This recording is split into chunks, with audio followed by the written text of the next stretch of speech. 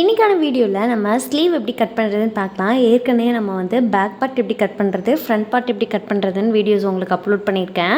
இதோட டிஸ்கிரிப்ஷன்லேயும் நான் உங்களுக்கு ஃபஸ்ட்டு கமெண்ட்லேயும் இந்த வீடியோவோட லிங்க்கையும் கொடுக்குறேன்.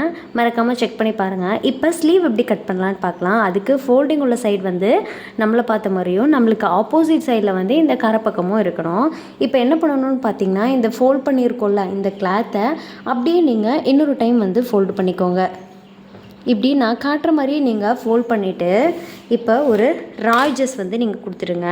ஏன் அப்படின்னா கிளாத்து கொஞ்சம் ஈவனாக இருக்கணும், அதனால் ராய்ஜஸ் கொடுத்துட்டு நீங்கள் அப்படியே அடித்து திருப்ப போகிறீங்க அப்படின்னா, லைனிங் வச்சு அடித்து திருப்ப போகிறீங்க அப்படின்னா ஒரு 1/2 இன்ச்சில் ஒரு லைன் கொடுத்துக்கோங்க. நான் இப்போ ஒரு 1/2 இன்ச்சில் லைன் கொடுத்துருக்கேன்.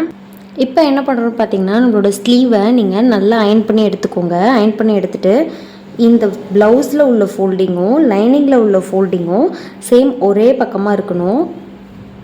நான் ப்ளேஸ் பண்ணுற மாதிரியே நீங்கள் ப்ளேஸ் பண்ணுங்கள். இப்படி வச்சுட்டு இந்த இடத்துலையும் கரெக்டாக இந்த ஃபோல்டிங் கிட்ட இருக்கணும். அது போல் இழுத்து நல்லா விட்டுருங்க. உள்ளுக்குள்ளேயும் எந்த சுருக்கம் இல்லாமல் நீங்கள் எடுத்து விடுங்க.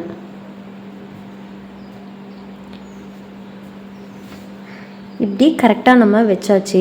இப்போ இதுதான் வந்து என்னோடய தையல் போட்டிருக்காங்க இந்த இடத்துல தான். இப்போ நான் என்ன பண்ணுறேன் அப்படின்னா, இந்த இடத்த கையை வச்சு இப்படி ஃபஸ்ட்டு ஒரு மார்க் பண்ணிக்கிறேன்.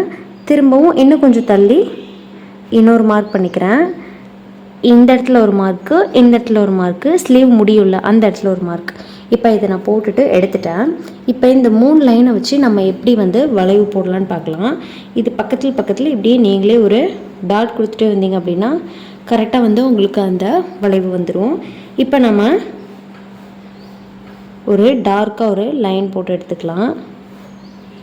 இப்போது இது ரெண்டுத்தையும் வந்து நம்ம ஜாயின் பண்ணி விட்டுடலாம். இந்த ஸ்லீவோட ரவுண்டோட அளவும் இந்த ஆம்பூல் ரவுண்டோட அளவும் ஜாயின் பண்ணி விட்டுட்டு எக்ஸஸாக வந்து ஒரு 1.5 இன்ச் வந்து நீங்கள் ஸ்டிச்சிங்காக விட்டுருங்க.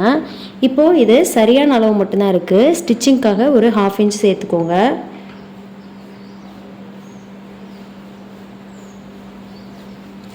இது அப்படியே நீங்கள் கட் பண்ணி எடுத்துக்கோங்க.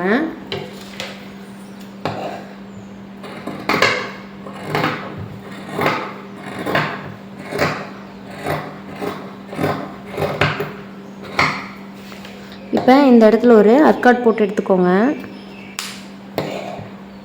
நம்ம கட்டிங்கு போட்டிருந்தோம்ல அதோடு ஒரு லைன் போட்டு கட் பண்ணிவிட்டு திரும்பவும் ராய்ஜஸ் போட்டிருந்தோம்ல அந்த இடத்துல ஒரு கட் கொடுத்து எடுத்துக்கோங்க. இப்போ சென்டரில் ஒரு அர்காட் போட்டு எடுத்துக்கோங்க. இப்போ இந்த கிளாத் அப்படியே நீங்கள் விரித்து விடுங்க. விரித்து விட்டுட்டு அந்த சென்டரில் நம்ம ஒரு அர்காட் கொடுத்துருந்தோம்ல அந்த இடத்துல ஒரு மார்க் பண்ணிவிட்டு அங்கேருந்து ஒரு 1 இன்ச்சுக்கு இப்படி வச்சுருங்க. வச்சுட்டு நீங்கள் அழகாக இப்போ இந்த இடத்துல ஒரு அர்காட் கொடுத்துருந்தோம்ல அங்கே வச்சு டேப்பை இந்த 1 இன்ச் நம்ம கொடுத்துருல அது வரைக்கும் இப்படி 2ஆக ஃபோல்டு பண்ணுங்கள். ஃபோல்ட் பண்ணிங்க அப்படின்னா இப்போ இதுதான் சென்டர். இந்த சென்டர்லேருந்து நீங்கள் ஒரு 3/4 இன்ச் வரைக்கும் வச்சுக்கலாம். இப்படியே நீங்கள் வளைச்சிட்டே வாங்க. வளைச்சிக்கிட்டே வந்து அழகாக இப்படி விட்டுருங்க. இப்போ நம்ம ஃப்ரண்ட்டும் குறைஞ்சிட்டோம். 3/4 இன்ச் நீங்கள் கட் பண்ணும் பொழுது உங்களுக்கு ஃப்ரண்ட் சைடில் உள்ள சுருக்கமே கிடைக்காது. நல்லா நீட்டாக ப்ளவுஸ் வரும். கட் பண்ணி எடுத்தாச்சு. இப்போ ஃப்ரண்ட் எப்படி நம்ம குறைஞ்சி வெட்டியிருக்கோன்னு உங்களுக்கு தெரியுதுன்னு நினைக்கிறேன். இந்த வீடியோ உங்களுக்கு பிடிச்சிருந்தது அப்படின்னா நம்மளை மாதிரி ஸ்டிச் பண்ணிகிட்ருக்க உங்களோட ஃப்ரெண்ட்ஸுக்கு ஷேர் பண்ணிவிடுங்க.